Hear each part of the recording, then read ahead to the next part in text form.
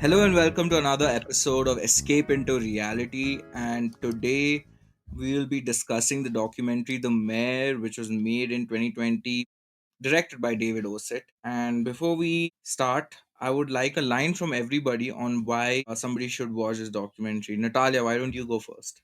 I think everyone should watch this documentary because I think it's a very honest look at what it's like to live in a city without a country, and because it addresses a lot of everyday challenges of living in a city without a country. All right. I think a better way to put what you said was like living in a city with an unrecognized country, because technically it is a country, it's just not recognized by a lot of other countries. Yeah. Yeah. Soham, what about you? What would be your reason for why someone should watch this documentary? I think it's sort of an interesting apolitical take on a very political issue. We can discuss this further obviously later on. Yeah.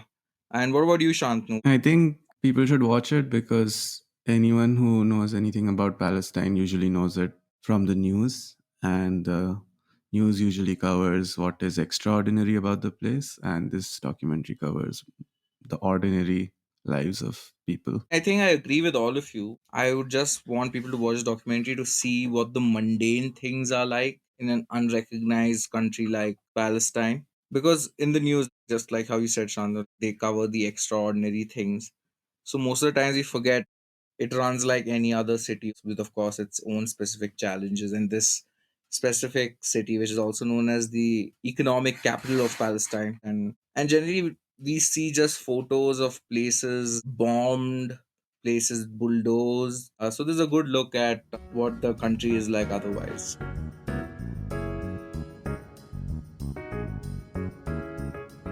We have decided to do a small historical bit about Palestine, which we're going to add in the beginning of the episode.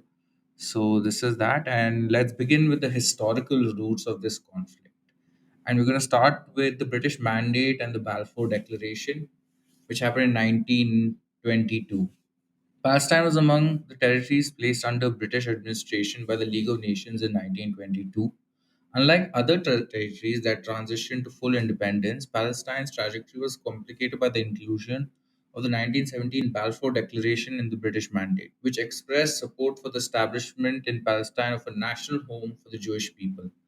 Between 1922 and 1947, large scale Jewish immigration, particularly from Eastern Europe, fueled by Nazi persecution in the 1930s, created tensions with the Arab population. Demands for independence by Palestinians and resistance to immigration led to a violent uprising in 1937. Despite various British proposals for resolving the conflict, the violence persisted. By 1947, the British handed the problem over to the newly formed United Nations. The United Nations proposed a partition plan dividing Palestine into two independent states, one Jewish and one Arab, with Jerusalem as an international city. The Jewish state declared independence as Israel in 1948, leading to a war with neighboring Arab states. Israel expanded its territory to cover 77% of the Mandate Palestine, and over half of the Palestinian population were expelled. Subsequent wars in 1967 and 1973 resulted in Israel's occupation of the remaining Palestinian territories, including Gaza and the West Bank, leading to further displacement of Palestinians. UN Security Council Resolutions 242 in 1967 and 338 in 1973 laid out principles for peace, including Israel's withdrawal from occupied territories and a just settlement for refugees. In 1974, the UN recognized Palestinians' inalienable right to self determination, independence, and sovereignty. In 1982, Israel invaded Lebanon, aiming to eliminate the PLO, the Palestinian Liberation Organization. One of its key points was the Sabra and Shatila massacre, where Palestinian refugees were brutally killed. The 1987 Intifada mass uprising against the Israeli occupation marked another turning point, with widespread civilian casualties. In 1988, the Palestinian National Council declared the State of Palestine. The peace process of the 1990s. The 1991 Madrid Peace Conference launched direct negotiations between Israel, Arab states, and the Palestinians. The Oslo Accords of 1993 marked a significant milestone, with Israel and the PLO recognizing each other. These agreements led to a partial Israeli withdrawal from many of the Palestinian territories. and of course elections for the Palestinians. However, key issues like refugee settlements and Jerusalem were deferred, leaving the process incomplete. The Camp David negotiations in 2000 and Taba in 2001 negotiations failed to resolve these core disputes. A visit by former Prime Minister Ariel Sharon to Al Haram and Al Sharif in 2000 ignited a second intifada. This period saw the construction of a separation wall in the West Bank, deemed illegal by the International Court of Justice. In 2002, the Arab League proposed a peace initiative, and the Quartet released a roadmap for a two state solution. However, the blockade of Gaza following Hamas's surprise electoral victory into the 2006 elections exacerbated the crisis, culminating in Israel's 2008 ground operations in Gaza and subsequent UN investigations. Efforts to build a Palestinian state institutions gained momentum in 2009. In 2012, Palestine was granted a non member observer state status at the United Nations. Despite round of negotiations and initiatives like the 2013 talks and the Arab Peace Initiative, no permanent resolution emerged. The US recognition of Jerusalem as Israel's capital in 2017, when Trump came to power, further strained relations. Meanwhile, the Abraham Accords of 2020 normalized Israel's relations with several Arab states but sidelined Palestinian issues. Recent years have renewed violence, particularly in Gaza. In 2023, the UN commemorated the Nakba, highlighting decades of displacement and suffering. The International Court of Justice has taken up cases against Israel with significant rulings in 2024, affirming the illegality of occupation and settlements. The General Assembly has demanded an end to occupation with a defined time frame.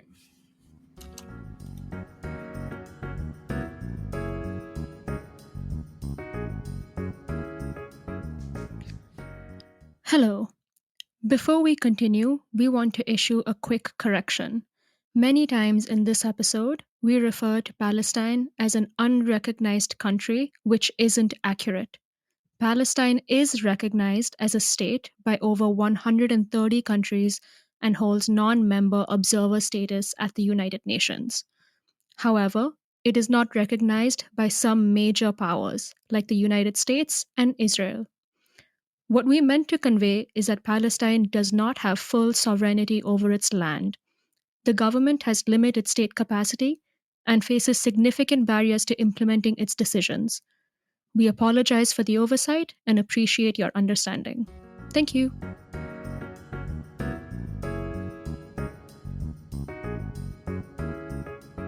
And I think with this, we can segue into Natalia's short summary of this documentary. Okay, so the documentary is a quote unquote darkly comedic look at the life of Musa Hadid, the mayor of Ramallah in Palestine. And the documentary offers a very intimate look at how Musa tries to be the mayor, to run the city, to ensure that his citizens have the best life possible. And the documentary is shot over 2 years and follows him as he tries to give his citizens a comfortable life while dealing with the reality of living under occupation. Okay, that was lovely. Thank you, Natalia. And we can get into the life in the city. So I'll start with this, and then after me, Natalia can go. The very unique bit of this documentary is how it captures the everyday struggles in Ramallah and how life just goes on. One thing which I found very nice was like you could see taxis flying, you could see people going to their jobs, people heading to the checkpoints, and I feel like this is a very good time for everybody to watch this documentary because the current consensus which is going around is that, oh yeah, like, so what if Palestine's being bombed? It's always been like that. And like, what difference does it really make? But I think it's very, very human instead of just like, playing on the suffering of people, which is also a very valid thing. But you need to understand how that's different from what a normal day in a city like Ramallah is, which I would like to tell our audience is very, very different from the GDP and the life people live in Gaza. So Gaza is much more poorer, like their resources are also much more tightly controlled by the occupying forces. So this is a very different city, and I think like to me it just felt beautiful just seeing how the city ran, looked like any other city in the world to me. And Natalia, what's your opinion on life in the city? I agree with you. I really like how the documentary portrays like a people living there celebrating Christmas. The streets are lit up. People are shopping in like markets downtown. Kids are going to school. And even though the documentary is also marked with scenes of violence, of raids happening in Ramallah, of like soldiers coming into the city and blockading streets and setting dumpsters on fire. And in between these scenes of violence is regular life, is people trying to adjust to this reality of like cleaning up afterwards, of putting dumpsters out, of rebuilding and reconstructing and trying to get everything back to normal. And so I think it's really interesting portraying a living city that tries to like continually survive despite regular raids and things like that. And yeah, one scene I really liked was when Musa visits a construction site and he's in a real rush and he's trying to get out. And another man is like, no, no, stay for lunch, stay just 5 minutes, please. You have to stay. How can you leave? And Musa's like, no, I want a time crunch. And of course, he gets roped into staying for lunch and being even more late for further appointments. And it's just like simple everyday scenes like that where it's so mundane and it's so like pleasurable to take in that mundaneness. That's very well put, Natalia. Shantanu, would you like to give us your thoughts on this? Yeah, so I'll start with saying honestly, I did not really know what Palestine looked like before watching the film. Like, I've read a lot about it. I even took a course in college about this. But I think, like a lot of conflicts, you look at this stuff as an object of study. You look at conflicts as an object of study. You look at GDP numbers, you look at stats, you look at events, but you don't really ever look at it in terms of the lives of people that live there and like the everyday lives of those people. Like you there's always this overview of stuff that people look at when they look at a place or that is in conflict or anything like which you're trying to understand, but this on the ground view of the people and their everyday lives doesn't get covered as much when you're trying to understand a place, and this documentary really provides that perspective. So that being said, even like the first few shots, you get a sense of what Palestine looks like, and I was really shocked how much it looked like a European city, to be honest. Because if you just watch the news, you would think that Palestine looks closer to either like a refugee camp in Syria or like a village in Afghanistan, but it's actually closer to a city that most Europeans occupy. It's probably kind of more developed than a lot of Indian cities are. So that's I think that was the most shocking thing about watching this film, which is just how skewed my perspective was on Palestine and the lives of the people there. And I think the documentary really shines a light on that.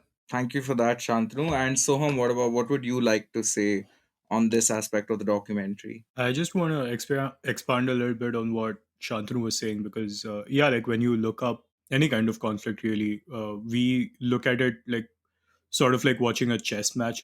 We are looking at who already had control over a certain part of the board and who's able to attack that, who is attacking that, who is defending it, stuff like that.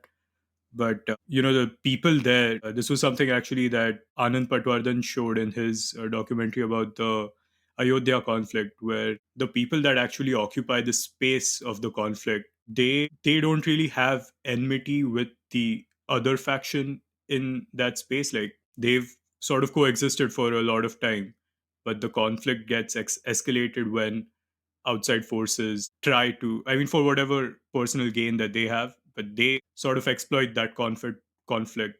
And I think this documentary showed a similar side of the people that occupy that space, that it's part of I think he even says it in the documentary at one point, like even if they don't make a political statement, even if they don't do anything about it, the conflict is still going to go on. That's not going to stop. They don't really have much control over that as just citizens of Ramallah. Yeah, I think you touched on some very, very true things there.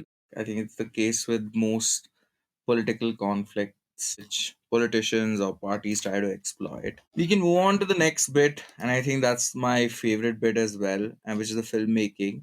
And I think Natalia can start us off here. So within the filmmaking, I want to talk about how it's framed as comedic. And so the documentary isn't funny like a sitcom. It's not like laugh after laugh after laugh, but it's more of like a it it highlights some ironies that Musa deals with while trying to run Ramallah. So for example, the documentary opens up with them trying to work on Ramallah's branding and come up with a slogan for the city without being too political, which is hilarious because how do you come up with a slogan for a city in Palestine without being political? And it was just so funny where they're trying to come up with things around like freedom for Palestine and like freedom for Ramallah, and someone else is like, no, we can't be political. That'll send like controversial messages and things like that.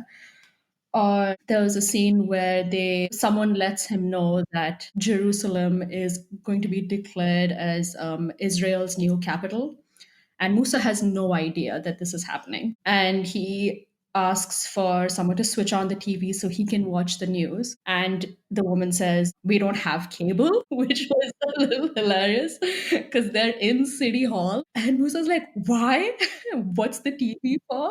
And the woman says, we have the TV, so if you want cable, we can get it. But right now, we don't have anything. And it was just like scenes like that really reminded me of scenes from Veep or from Parks and Rec, where it's like people are just trying to do basic shit and they're just trying to do something so simple and it's so hard. And it was just basic stuff like this. It was so funny. And the humor kind of pulled you out of the seriousness of that moment, which I really liked. I like that David also edited the documentary in such a way where you're discussing something as heavy as losing your cap, punctuated by something as light as, oh, but you can't really watch the news because we haven't paid for cable yet. And that thread continues throughout the documentary, which I really appreciate. I think that makes it a much quote unquote easier watch. It's not as heavy as like watching the news, for example. And yeah, and I think this feeds into what Soma was saying about it's more apolitical, even though it discusses something very political in nature. Yes, Nat, I love the fact that you brought in the weep aspect to it, and it reminds me of what one reviewer from Vox wrote about the movie. I think she said, at times it plays like Weep if the characters in Weep were actually kind, compassionate, and oriented towards what best serves the public's interest. That's so true. I think from Vox, but I think I'll build on this. Like before I move on to the music, which is also very integral to this documentary, you get the idea that Musa actually knows his job really well. Like you mentioned about the branding of Ramallah, and he's like, dude, our job is to give the basic facilities, not to. He doesn't say virtue signal, but that's what he means because they're discussing the branding and the Christmas parade at the same time. And from there, you understand that, okay, this is actually not a political job, but whatever they do will be political. If they don't say anything about free Palestine and don't mention the whole embassy moving thing, even that will be taken as like a political message. So in the end, they do go with a DJ and everything who plays like some crazy songs. But yeah, it's very funny. Some of the best scenes I felt was where I just feel he looks like such a friendly guy.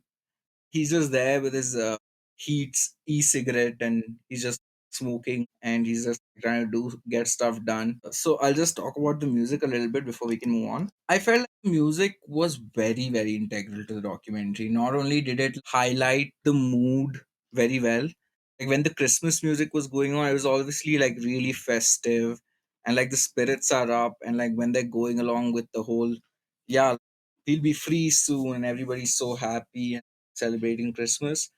And I contrast that with the scene where Musa sings on Christmas. And that is so sad. And if I'm not wrong, it's maybe an Arabic song. I cannot remember the name of that, like, but it's really sad. And I feel like the music really sets the tone for a lot of the scenes in this documentary. Shantanu, would you like to talk about the style of this? Yeah, so the documentary, as Natalia has already pointed out, looks a lot like Veep, honestly.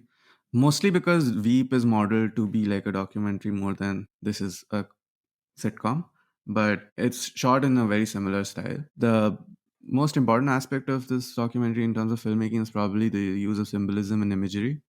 It's covering a very big story through a very small lens. What it's trying to cover is the mayor Musa and his struggles as he tries to govern the city. Right. So his problems are actually very similar to the problems of any other mayor, right? Like he's trying to keep the streets clean. He's trying to make sure that the dumpster fires get water. He's trying to remove illegally built structure, stuff like that. It's a common mayor's problem. But then he just keeps running into issues that are not common. Like he runs into soldiers all the time. He runs into big fires. He runs into protests. Like things happen to him that would not happen to a regular mayor of a regular city. So it's like a larger conflict shown through a very small lens. And every incident that happens to him becomes like a symbol for a larger context. So when he finds the dumpster fire, you don't know where the dumpster fire got started. It could have been the Israeli forces. It could have just been like a protester. He tries to water it down. There's no water there. And if you look at it simply, it's just like one scene where, oh, the mayor finds a fire and he's trying to stop it, but he can't. But if you look at it symbolically, that's basically the entire country. Like people are starting fires and the political institutions are trying to stop the fires, but they don't have enough water to stop those fires. It's so almost every incident in this film becomes a symbol. The two biggest symbols in this film are the Christmas tree and the fountain that Som's going to cover later. But my point is basically that it's a big story shown through a small lens. So every incident within that small narrative becomes a symbol for the larger story. I agree with that, especially what you were saying about the dumpster fires and everything. I think there's one scene where he runs into this farmer whose water has been taken by the Israeli forces and he can't do drainage anymore. And technically, this is Musa's problem, but he has no jurisdiction over that. He can't do anything about it. I mean,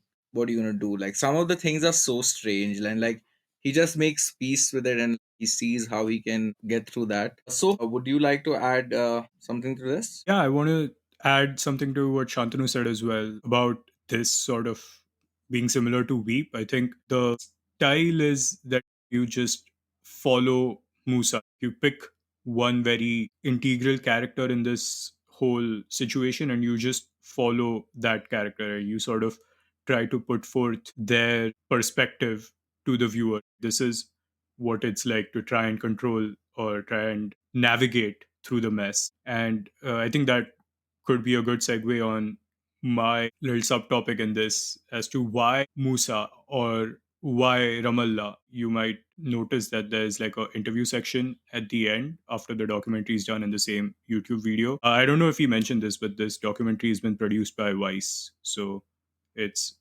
free to watch on YouTube unless you're in the UK. And I think one of the main reasons why Musa or Ramallah was chosen as the subject of this documentary was to put forth the apolitical version of the conflict. I don't think this would have been possible with maybe a different city. I think the director wanted it to sort of be either a comedic take or like an apolitical take on a very politicized issue, and he was looking at how to make this possible. And then he noticed this is sort of like a interesting city where it's a Christian majority and the mayor is well regarded, so maybe this could be like a good person for me to follow. Because I feel like as someone who's been born after this conflict has already been going on for many decades, every time you hear Israel Palestine, you have your own thoughts about what you're going to see. If you want to watch a documentary on Palestine, you maybe have your own prejudice about, oh, I'm just going to see some suffering, I'm going to see some very sad footage. I think he didn't want this documentary to be like that. So to show the I mean, obviously, you can't ignore the suffering, you can't ignore the conflict. So for him to pick Musa, I think, was a way for him to show the conflict, but in a different way than most people are used to. And in doing so, I think he's making this story a bit more accessible to people who, we have choices, we make these choices all the time. So people could just choose not to concern themselves with Palestine. I mean, if you don't live there, you can pretty much just live your life and not ever know about what's going on in the Middle East.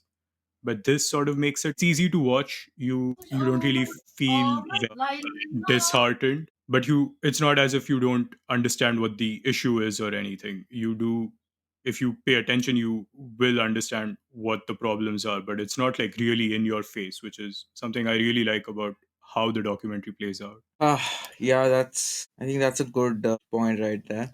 And with that, we can move on to Shantanu, who's gonna tell us a little bit more about this documentary and the difference between the representation of it in the news. Yeah, so there's two basic points here, which is first, something that I kind of already mentioned, that news is news because it's extraordinary. If it was ordinary, it would not be news. And the difference between this documentary and most documentaries about Israel Palestine is that he's trying to cover as much of the ordinary life as possible. And so you don't see that, and the ordinary struggles. So stuff like the sewage system not being built, that would be a very difficult story to cover as a news story. But in a documentary, you can cover stuff like that. Because the news is usually about acute pain and kind of disregards chronic pains of people. It's very much like the medical system in that sense. But this documentary tries to cover the everyday lives, the everyday struggles, the banality of living there with everything else. The second point, which is, I think, an important context to the entire documentary and just the conflict in general, it's not just a simple violent conflict. It's also a war of perception and identity. So the representation of the lives and the culture and the ideas of the people on both sides inherently become grounds of influence that people in power can use to change the reality. So it's basically it's in the interest of people in power, we either in Palestine or in Israel or outside, to influence how the conflict is perceived, how the identity of these people are perceived. Are people in Palestine terrorists? Are they victims? Are they common people? Are they refugees? What is their status? How do their lives are lived? So everybody has an interest in influencing your perception of how things on the ground in Palestine actually are. And this comes out in many ways in the news and stuff. So it could be about how the conflict is covered in terms of language, right? Like what labels are put on people.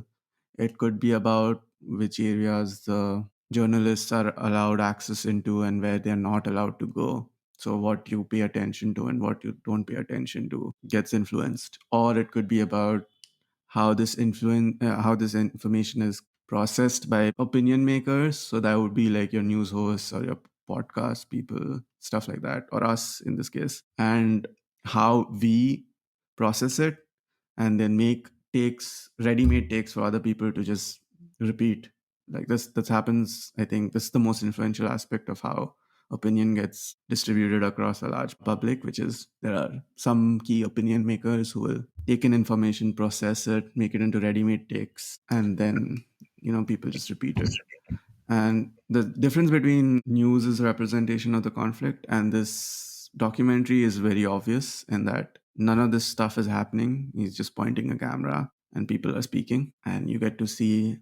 I mean, obviously, he also has a point of view. Everybody in the thing has a point of view, and you can't get away from having zero influence on the stuff you cover. But it's just a very different perspective in that you just see everyday lives, chronic pains, and just like a clear representation of what is happening on the ground. I love that you have put it like this, Shantanu, like the chronic pain part. And I don't think anybody, like, I don't mean to flatter you, but I think you put it really, really well, especially about the influence part, because like this reminds me of a clip. I think it might be like 6 months old at this point, and it was the musician Kid Rock on controversial podcast Joe Rogan Experience. And Joe Rogan was talking about like how much the people are suffering, but Kid Rock was like, "Oh no, man, we gotta do that Hiroshima Nagasaki thing. You gotta do it, man. There ain't no other chance then." And Joe Rogan's just like, "What the fuck, buddy? Like, what are you saying?" So like, it's obvious that he's only like seen one side of the story, right? It's pretty obvious when you advocate for such extreme actions taken on a bunch of people who are like so far away from you. And I think that has been one of the key points of this conflict throughout. Another really good example I would like to highlight here is the fact that Palestinians are not just seen like as terrorists by Americans and stuff. They are seen as terrorists by even Israelis. I think like a huge hurdle in the peace process between Israelis and Palestinians is has always been this. I think I will be linking this interview between two teenagers. One is from the West Bank and one is from Tel Aviv. And the teenager from the West Bank, she just goes on about her experience about how her olive farm has been, drained with sewage and they've lost everything. And now the land has been occupied by so and so. And the reply from the teenager from Tel Aviv is like, yeah, you shouldn't have indulged in terrorism. But the other girl is like, what did I do? So like, there is two different types of indoctrination, of course, across the Middle East and the Western world. And the news plays such a crucial part in this, especially what Shantu mentioned with how it's worded. Like currently, as we speak, just 2 days ago, a story broke out about the BBC about how there is a ex Mossad man who gets to say the final say on which Israel-Palestinian stories go out on the BBC. And 14 very brave journalists at the BBC have taken a stand against this because obviously it's skewed. Like, I'm just going to use a very, very recent example. Children in Ukraine get murdered by Putin, but children in Gaza just die. They just die. You don't get many news outlets will not tell you like what the exact thing is. They'll be like, yeah, a bomb was dropped and yeah, they died. But of course, when it's another conflict, they're very clear to name who the aggressor is and who isn't. And this plays into like much larger politics of like, who's getting benefited where. Like, I'll give you a good example. Al Jazeera will break their back to get all the stories on Palestine because obviously it's one of the only good thing the kingdom does. Like, it has a news channel which is generally pretty skewed against some countries, but does really good journalism in places where they have no conflict of interest. That's just how it is. Like here, of course, they have a conflict of interest. They will support the Palestinians. Like Qatar is a new state. Whereas the BBC, of course, they will support Israel. It is not direct or it's not even in your face, but there is a subtlety of this. And many people don't even really notice these nuances which are there in the news. Because of course, the British were a part of the Balfour Declaration.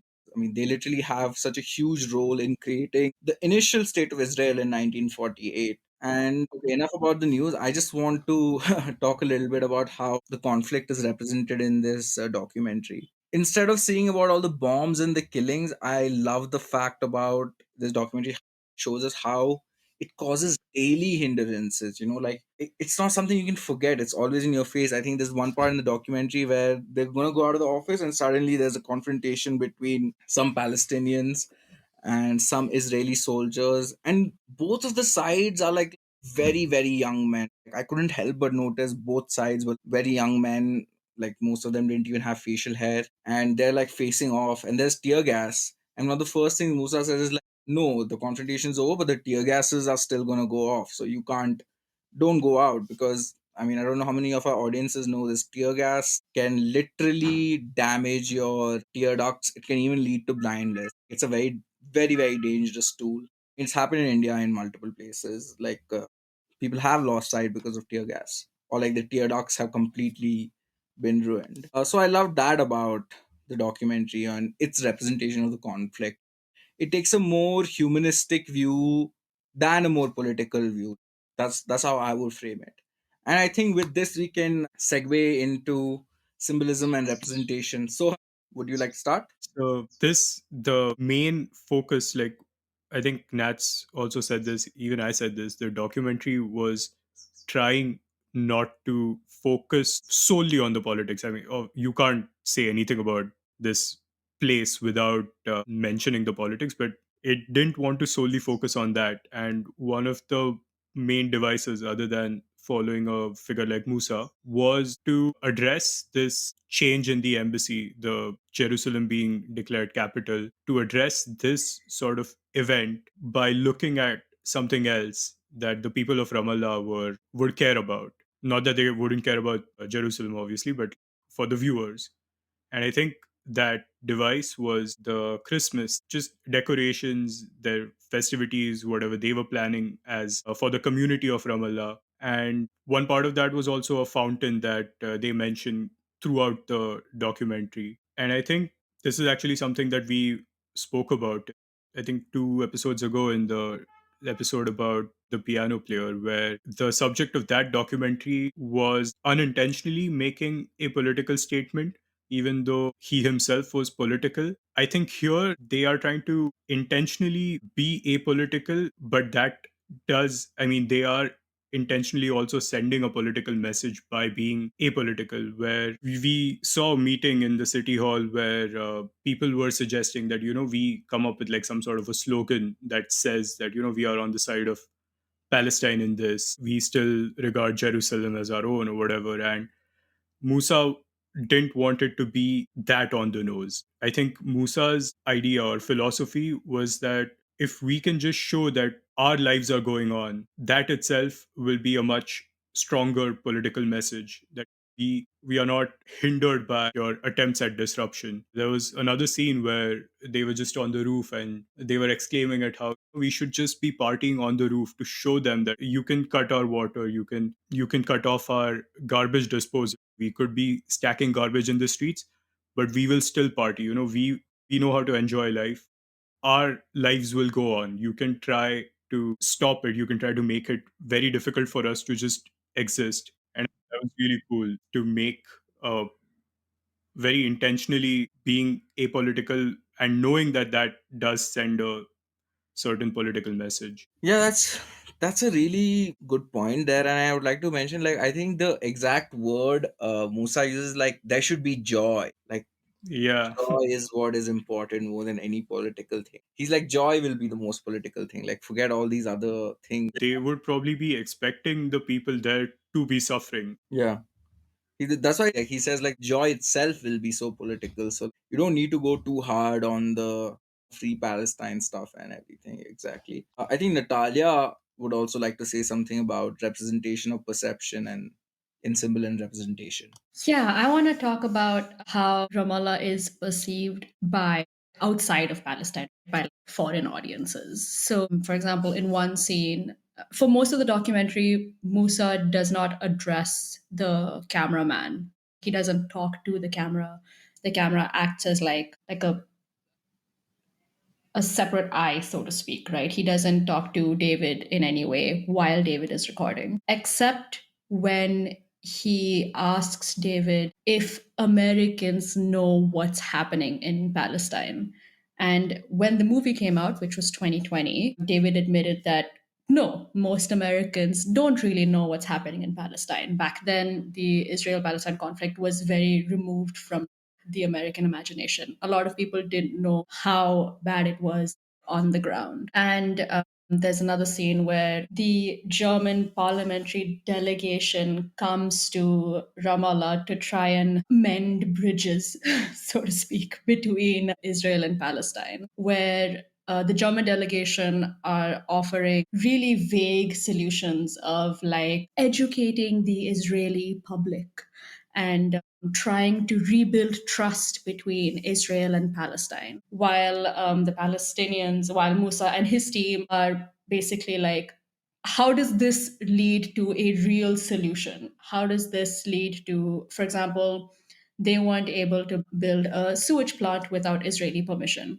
So their argument was, how do these negotiations lead to the very real solution of getting permission to build a sewage treatment plant? And there's a lot of back and forth where Musa and his team are rightfully getting a little frustrated, and the German delegation are very awkward in their responses because there's really nothing you can say because obviously the German delegation aren't going to be like, yes, wage war. And the scene ends with Musa saying, it's about dignity. It's about trying to live life in a dignified manner. And I really appreciate the scene ending with that because I think that's the ultimate goal. Palestinians in Ramallah aren't able to go to Jerusalem. They aren't able to go to the sea. They aren't able to build a sewage treatment plant. They have to take, it takes years to process something as simple as building a cemetery. And it's just eroding one's dignity. Like it's unjust in that way where even simple things that aren't political in nature are still being targeted because it attacks human dignity. And I think that says a lot about the different ways that occupation affects life in Ramallah, not just in out and out physical violence, but in red tape, bureaucratic bullshit like this. And even so, there was also a point where Musa goes abroad to try and fight for recognition and for Ramallah. He goes to America, he goes to Germany, and he goes to Oxford, which was genuinely a little hilarious because he's giving this speech where he's imploring like his cause and he's talking about Ramallah and he's talking about the struggles that he is facing as a mayor in one of the university halls surrounded by photographers and a chancellor wearing this I don't know how else to say it, but this off huge gold medallion just standing there listening to him offering like nothing to say. And a few other British people come up and talk to him and say, would it be possible to send choirs and theater groups and football teams? And Musa's like, sure, yeah, why not? And this just underscores like all of these platitudes and all of these like they're just empty talking points that don't offer a real solution to the problems that Musa is facing. And the documentary doesn't end with like a quote unquote happy ending of Israel has granted permission to like open the sewage treatment plant. Yay, Musa's efforts have worked out. That solution doesn't exist. There's no bright bow tied at the end of it. You walk away not knowing whether Musa was able to provide this very real service for his people. The documentary opens with this very real problem. It shows Musa trying his level best to remedy that, to try and provide a solution to by appealing to international audiences. And at the end of the day, we don't know if that's worked. It most likely has not. And yeah, like you can feel, I think what I really liked was you can feel like his team's frustration with international bodies doing nothing, but Musa maintains a level head throughout all of it. I don't know how. The man is incredibly patient. I would not have been able to stay that patient, and I don't know a lot of people who would. But yeah, at the end of the day, the documentary is very specifically one perspective. It is Musa's story. It is his view of Ramallah, and it is a very singular look at the city. It is his look at the city. Yes, I think I agree with you on the very liberal, detached solutions. Like, and also the patience of the man, because like some of the shit they're saying just is so frustrating to me. I can't even imagine being somebody in that meeting who has things on the stake, and they give like such weird solutions. Like it leads to nothing. So there's no real change, you know. Yeah, when they said we should send theater groups, I was actively trying not to be like, "What the fuck? How? Why?" I mean, it's so banal, I guess. We can move on to the mayor himself, and I guess Soham can start us off on that. Yeah, I mean, Natalia, I think, did a pretty good job of even Hamad himself. Like, you guys both sort of pointed out this one quality that Musa has. He knows very well what his role is in all of this. And even though his team keep giving him suggestions, which, they sound nice, like, we should put up this simple 5 word message next to this Christmas tree. And it sounds like a good idea. It also sounds easy. This would sort of qualify as them making a statement, and they won't really have to have a press conference or anything to make that statement. But I think he knows that this is not my job. It's not my job to show the city's stance on something. It's his job to make sure that the lives of the people in his city can go on undisrupted. I guess that was one of the reasons why they probably have him as the mayor. And as I said, this is also one of the reasons why I think David Osit chose him as the perspective of the documentary, because he is clever in that sense. Hamad used a very good term for this. Like, he understands what the difference between virtue signaling is and how to actually make a political message while still just doing his job. I don't want to just praise Musa too much, but it does seem like he is the man for the job, like it's very weird to see people just on the road calling him the mayor, asking, being very nice to him. I mean, it does seem a lot like parks and recreation in that sense, that people in that locality that he is administering over, they understand his work, understand and appreciate his effort. All right, I guess we can move on to Natalia then. Yeah, I agree with Soham about the community recognizing his work. And I don't know, the documentary portrays him as a very charismatic guy, funny guy, someone who's able to see the humor in these situations, someone who's patient, who knows how to play the long game, who can ease tensions, and someone who is incredibly stressed and doesn't really sleep and is just working all the time. Like the grind doesn't stop. So on when you watch the movie on YouTube, the first half is the documentary, and it's immediately followed by an interview with David Osit, where he talks about his experience recording the documentary, spending 2 years with Musa essentially 24/7, because you have scenes from in the documentary from where Musa's at home with his wife and children, where he's trying to relax, but again, he's always on his phone, he's always responding to something. And David describes him very well as the ideal civil servant, someone who deeply cares for his people, is well educated, dresses well, looks smart, sounds smart, tries to do the right thing. And yeah, I think that's how I would describe Musa as well, based on, again, this documentary. Because before this documentary, I had no idea who he was. I had never seen any news. I had never come across any news about Ramallah and about his work in Ramallah. So, based on this documentary, I guess I would describe him the same way, as like an ideal civil servant. I think the next thing, I guess, is a fitting end as well. Natalia can, give us an update about Ramallah and Musa and the escalation of conflict and what Musa is up to today. Okay, cool. So, in terms of what happened next, right now, Musa is no longer the mayor. He has moved to the national stage, and he is now the deputy speaker of the Palestinian National Council, which is the legislative body of the PLO. And the mayor is now Isa Kasif. And Ramallah is now the administrative capital of Palestine. And the city is still thriving, the city is still doing well. Raids still happen. So, for example, the biggest raid in years happened in March 2024, and the offices of Al Jazeera were forcibly shut down by Israeli soldiers a couple of months ago. So the conflict is still happening, but the city is still running. Things are progressing, I guess. But for Musa in particular, he has moved up, and he is now working on a much more national level, which makes sense. I think once you see the documentary and you see how competent he is, that does track. Okay, I guess we can move on to the end of our podcast, and I would like everyone's perspective on how this documentary changed their perspective.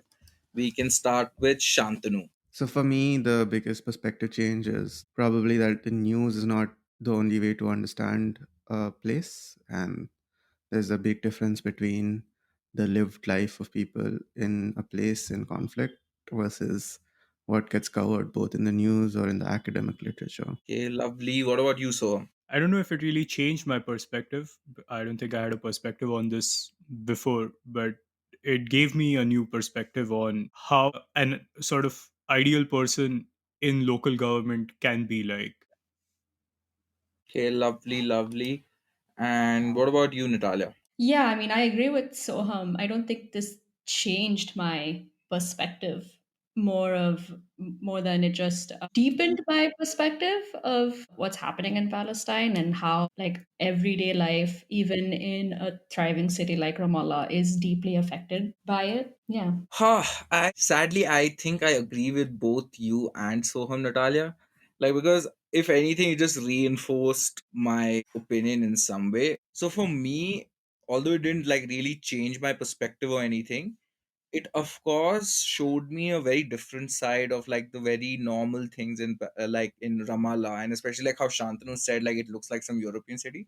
I had no idea like Ramallah looked like that. I had read about it multiple times and everything, but just to see it in action, and like Musa is like driving around in this Skoda, and like he's just like getting his job done, and like he's smoking. It's so like normal, and I love that. Like that's the only thing. Like maybe it changed my perspective a little, like how the normal life goes. Other than that, no. Yeah, So dude, like when you see popular coverage of Palestine as in general, just like Palestine, nowadays since the conflict has escalated, what you see is just like bombed Broken images pieces. of Gaza, right? Like that's what you imagine Palestine as, but like that's not what West Bank is like at all.